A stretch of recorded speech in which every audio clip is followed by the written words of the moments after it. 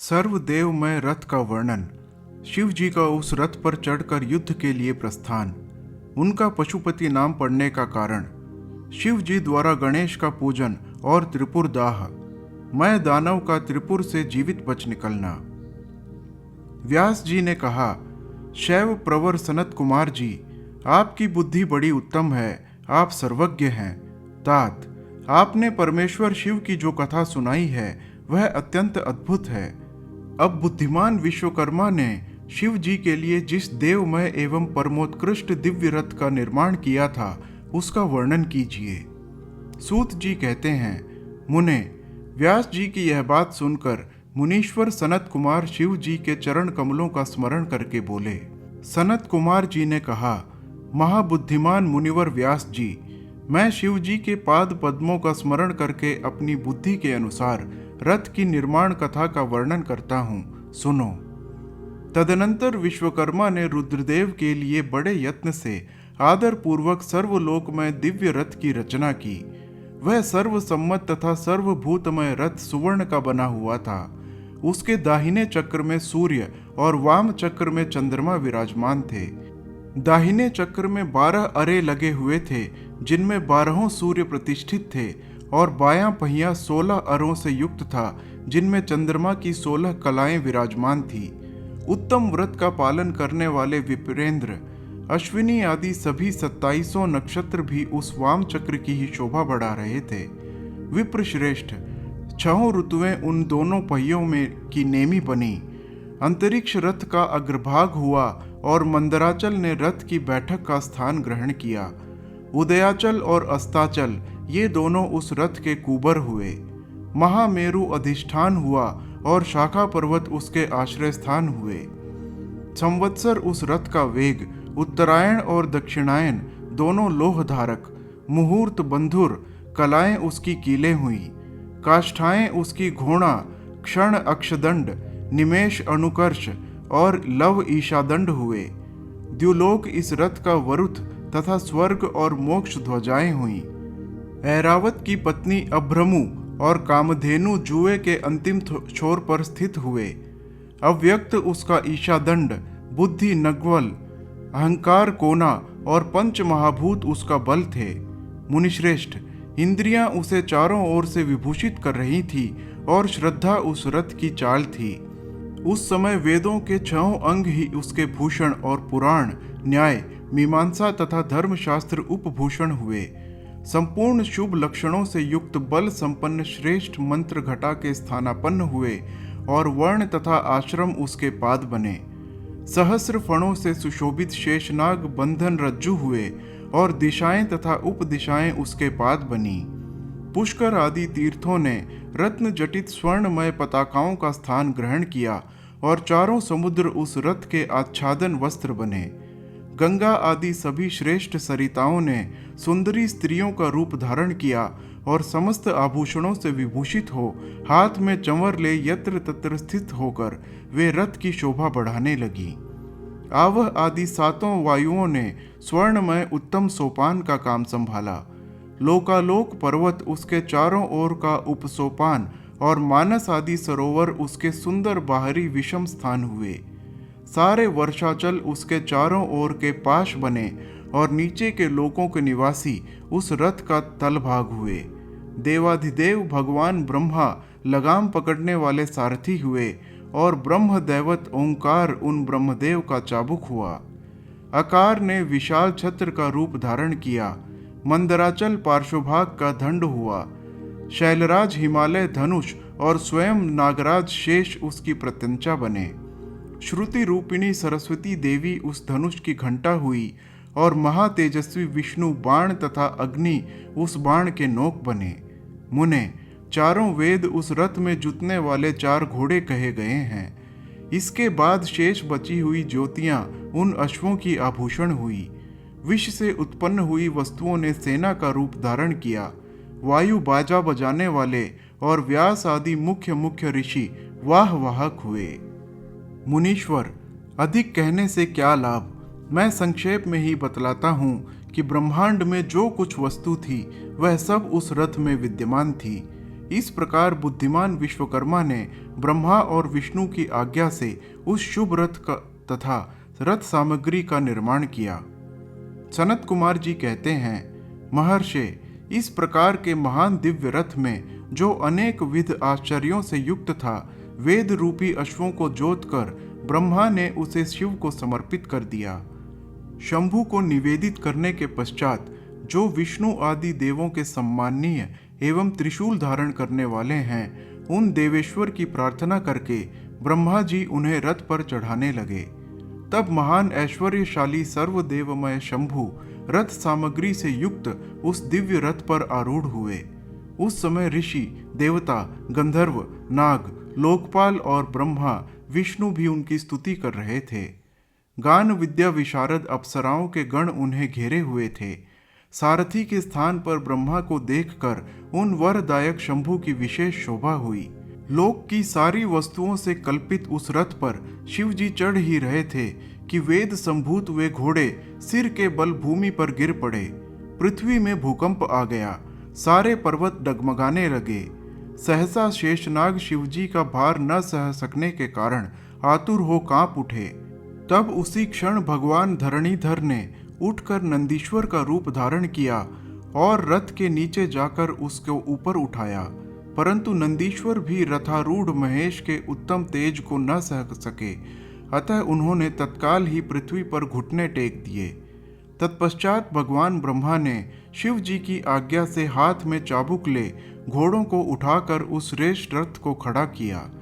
तदनंतर महेश द्वारा अधिष्ठित उस उत्तम रथ में बैठे हुए ब्रह्मा जी ने रथ में जुते हुए मन और वायु के समान वेगशाली वेदमय अश्वों को उन तपस्वी दानवों के आकाश स्थित तीनों पुरों को लक्ष्य करके आगे बढ़ाया। तत्पश्चात लोकों के कल्याणकर्ता भगवान रुद्र देवों की ओर दृष्टिपात करके कहने लगे, सुर श्रेष्ठों, यदि तुम लोग देवों तथा अन्य प्राणियों के विषय में पृथक पृथक पशुत्व की कल्पना करके उन पशुओं का आधिपत्य मुझे प्रदान करोगे, तभी मैं उन असुरों का संहार करूंगा, क्योंकि वे दैत्य श्रेष्ठ तभी मारे जा सकते हैं, अन्यथा उनका वध असंभव है। सनत कुमार जी कहते हैं, मुने, अगाध बुद्धि संपन्न देवादिदेव भगवान शंकर की यह बात सुनकर सभी देवता पशुत्व के प्रति सशंकित हो उठे, जिससे उनका मन खिन्न हो गया। तब उनके भाव को समझकर देव अंबिकापति शंभु करुणार्द्र हो गए। फिर वे हंसकर उन देवताओं से इस प्रकार बोले। शंभु ने कहा, देव श्रेष्ठों, पशु भाव प्राप्त होने पर भी तुम लोगों का पतन नहीं होगा। मैं उस पशुभाव से विमुक्त होने का उपाय बतलाता हूँ, सुनो और वैसा ही करो। समाहित मन वाले देवताओं, मैं तुम लोगों से सच्ची प्रतिज्ञा करता हूँ कि जो इस दिव्य पाशुपत व्रत का पालन करेगा वह पशुत्व से मुक्त हो जाएगा। सुर श्रेष्ठों, तुम्हारे अतिरिक्त जो अन्य प्राणी भी मेरे पाशुपत व्रत को करेंगे वे भी निस्संदेह पशुत्व से छूट जाएंगे। जो नैष्ठिक ब्रह्मचर्य का पालन करते हुए 12 वर्ष तक, 6 वर्ष तक अथवा 3 वर्ष तक मेरी सेवा करेगा अथवा कराएगा, वह पशुत्व से विमुक्त हो जाएगा। इसीलिए श्रेष्ठ देवताओं, तुम लोग भी जब इस परमोत्कृष्ट दिव्य व्रत का पालन करोगे तो उसी समय पशुत्व से मुक्त हो जाओगे, इसमें कुछ भी संशय नहीं है। सनत कुमार जी कहते हैं, महर्षि, परमात्मा महेश्वर का वचन सुनकर विष्णु और ब्रह्मा आदि देवताओं ने कहा, तथेति, बहुत अच्छा, ऐसा ही होगा। इसीलिए बड़े बड़े देवता तथा असुर भगवान शंकर के पशु बने और पशुत्व रूपी पाश से विमुक्त करने वाले रुद्र पशुपति हुए। तभी से महेश्वर का पशुपति यह नाम विश्व में विख्यात हो गया। यह नाम समस्त लोकों में कल्याण प्रदान करने वाला है। उस समय संपूर्ण देवता तथा ऋषि हर्षमग्न होकर जय जयकार करने लगे और देवेश्वर ब्रह्मा, विष्णु तथा अन्यान्य प्राणी भी परमानंद मग्न हो गए। उस अवसर पर महात्मा शिव का जैसा रूप प्रकट हुआ था, उसका वर्णन सैकड़ों वर्षों में भी नहीं हो सकता। तदनंतर जो शिवा तथा संपूर्ण जगत के स्वामी और समस्त प्राणियों के सुख प्रदान करने वाले हैं, वे महेश्वर यों सुसज्जित होकर त्रिपुर का संहार करने के लिए प्रस्थित हुए।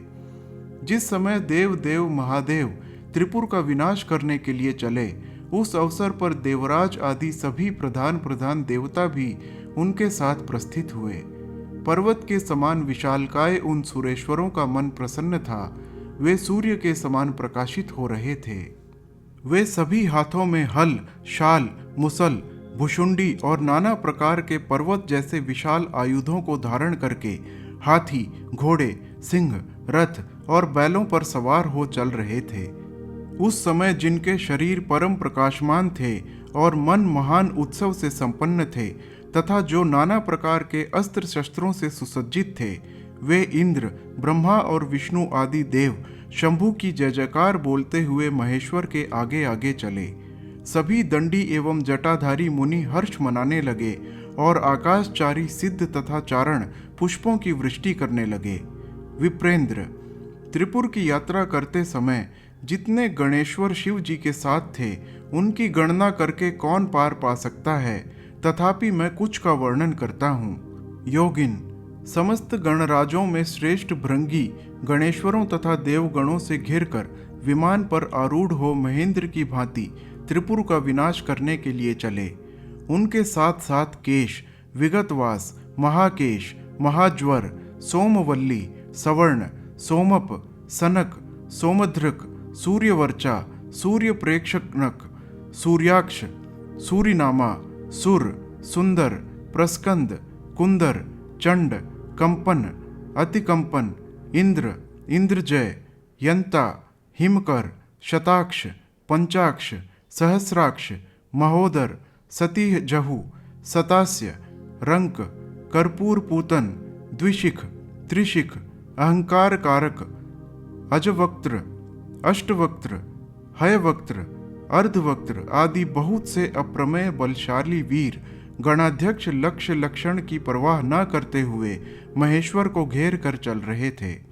व्यास जी, तदनंतर महादेव शंभु संपूर्ण सामग्रियों सहित उस रथ पर स्थित हो उन सुरद्रोहियों के तीनों पुरों को पूर्णतया दग्ध करने के लिए उद्यत हुए। उन्होंने रथ के शीर्ष स्थान पर स्थित हो उस महान अद्भुत धनुष पर प्रत्यंचा चढ़ाई और उस पर उत्तम बाण का संधान करके वे रोषावेश से होठ को चाटने लगे। फिर धनुष की मूठ को दृढ़ता पूर्वक पकड़कर और दृष्टि में दृष्टि मिलाकर वे वहां अचल भाव से खड़े हो गए। परंतु उनके अंगूठे के अग्रभाग में स्थित होकर गणेश निरंतर पीड़ा ही पहुंचाते रहे, जिससे वे तीनों पुर त्रिशूलधारी शंकर का लक्ष्य नहीं बन सके। तब धनुष बाणधारी मुंजकेश विरूपाक्ष शंकर ने परम शोभन आकाशवाणी सुनी। ऐश्वर्यशाली जगदीश्वर, जब तक आप इन गणेश की अर्चना नहीं कर लेंगे, तब तक इन तीनों पुरों का संहार नहीं कर सकेंगे। तब ऐसी बात सुनकर अंधकासुर के निहंता भगवान शिव ने भद्रकाली को बुलाकर गजानन का पूजन किया। जब हर्षपूर्वक विधि विधान सहित अग्रभाग में स्थित उन विनायक की पूजा हो गई, तब वे प्रसन्न हो गए। फिर तो भगवान शंकर को उन तारक पुत्र महामनस्वी दैत्यों के तीनों नगर यथोक्त रूप से आकाश में स्थित दिख पड़े। इस विषय में कुछ लोग ऐसा कहते हैं कि जब शिव जी स्वयं स्वतंत्र, परब्रह्म, सगुण, निर्गुण, सबके द्वारा अलक्ष्य, स्वामी, परमात्मा, निरंजन, पंचदेवमय, पंचदेवों के उपास्य और परात्पर प्रभु हैं, वे ही सबके उपास्य हैं, उनका उपास्य कोई नहीं है, तब सबके वंदनीय परब्रह्म स्वरूप उन देवेश्वर महेश्वर के विषय में यह बात उचित नहीं जान पड़ती कि उनकी कार्य सिद्धि अन्य की कृपा पर अविलंबित हो। परंतु मुने, उन देवाधिदेव वरदानी महेश्वर के चरित्र में लीलावश सब कुछ घटित हो सकता है। अस्तु, इस प्रकार जब गणाधिप का पूजन करके महादेव जी स्थित हुए, तब वे तीनों पुर कालवश शीघ्र ही एकता को प्राप्त हो गए। मुने, उन त्रिपुरों के परस्पर मिलकर एक हो जाने पर महान आत्मबल से संपन्न देवताओं को महान हर्ष हुआ। तब संपूर्ण देवगण, सिद्ध और परमर्षि अष्टमूर्तिधारी शिव की स्तुति करके उच्च स्वर से जय जयकार करने लगे। उस समय ब्रह्मा और जगदीश्वर विष्णु ने कहा, महेश्वर, तारक के पुत्र, उन त्रिपुरवासी दैत्यों का वध का समय भी आ गया है। विभो, इसीलिए ये पुर एकता को प्राप्त हो गए हैं। अतः देवेश, जब तक ये त्रिपुर पुनः विलग हों, उससे पहले ही आप बाण छोड़कर इन्हें भस्म कर डालिए और देवताओं का कार्य सिद्ध कीजिए। मुने, तदनंतर शिव जी ने धनुष की डोरी चढ़ाकर उस पर पूज्य पाशुपतास्त्र नामक बाण का संधान किया और उसे वे त्रिपुर पर छोड़ने का विचार करने लगे। शंकर जी ने जिस समय अपने अद्भुत धनुष को खींचा था, उस समय अभिजीत मुहूर्त चल रहा था। उन्होंने धनुष की टंकार तथा दुस्सह सिंहनाद करके अपना नाम घोषित किया और उन महासुरों को ललकार कर करोड़ों सूर्यों के समान प्रकाशमान उस भीषण बाण को उन पर छोड़ दिया। तब जिसके नोक पर अग्निदेव प्रतिष्ठित थे और जो विशेष रूप से पाप का विनाशक तथा विष्णुमय था, उस महान जाज्वल्यमान शीघ्रगामी बाण ने उन त्रिपुर निवासी दैत्यों को दग्ध कर दिया। तत्पश्चात वे तीनों पुर भी भस्म हो गए और एक साथ ही चारों समुद्रों रूपी मेखलावली भूमि पर गिर पड़े। उस समय शिव जी की पूजा का अतिक्रमण कर देने के कारण सैकड़ों दैत्य उस बाण स्थित अग्नि से जलकर हाहाकार मचा रहे थे। जब भाइयों सहित तारकाक्ष जलने लगा, तब उसने अपने स्वामी भक्त वत्सल भगवान शंकर का स्मरण किया और मन ही मन महादेव को देखकर परम भक्ति पूर्वक नाना प्रकार से विलाप करता हुआ वह उनसे कहने लगा। तारकाक्ष बोला, भव, आप हम पर प्रसन्न हैं, यह हमें ज्ञात हो गया है। इस सत्य के प्रभाव से आप फिर कब भाइयों सहित हमको दग्ध करेंगे? भगवान, जो देवता और असुरों के लिए अप्राप्य है, वह दुर्लभ लाभ हमें प्राप्त हो गया। अब जिस जिस योनि में हम जन्म धारण करें, वहां हमारी बुद्धि आपकी भक्ति से भावित रहे। मुने, यों वे दैत्य विलाप कर ही रहे थे कि शिव जी की आज्ञा से उस अग्नि ने उन्हें अद्भुत रीति से जलाकर राख की ढेरी बना दिया। व्यास जी और भी जो बालक और वृद्ध दानव थे, वे शिवाज्ञानुसार उस अग्नि द्वारा शीघ्र ही जलकर भस्म हो गए। यहाँ तक कि उन त्रिपुरों में जितनी स्त्रियां और पुरुष थे, वे सब के सब उस अग्नि से उसी प्रकार दग्ध हो गए जैसे कल्पांत में जगत भस्म हो जाता है। उस समय भीषण अग्नि से कोई भी स्थावर जंगम बिना जले नहीं बचा, किंतु असुरों का विश्वकर्मा अविनाशी मय बच गया, क्योंकि वह देवों का अविरोधी शंभु के तेज से सुरक्षित और सद्भक्त था। विपत्ति के अवसर पर भी वह महेश्वर का शरणागत बना रहता था। जिन दैत्यों तथा अन्य प्राणियों का भाव अभाव तथा कृत अकृत के प्राप्त होने पर नाशकारक पतन नहीं होता, वे विनाश से बचे रहते हैं। इसीलिए सत्पुरुषों को अत्यंत संभावित उत्तम कर्म के लिए ही प्रयत्न करना चाहिए, क्योंकि निंदित कर्म करने से प्राणी का विनाश हो जाता है। अतः गर्हित कर्म का आचरण भूल कर भी न करें। उस समय भी जो दैत्य बंधु बांधवों सहित शिव की पूजा में तत्पर थे, वे सब के सब शिव पूजा के प्रभाव से गणों के अधिपति हो गए। हर हर महादेव।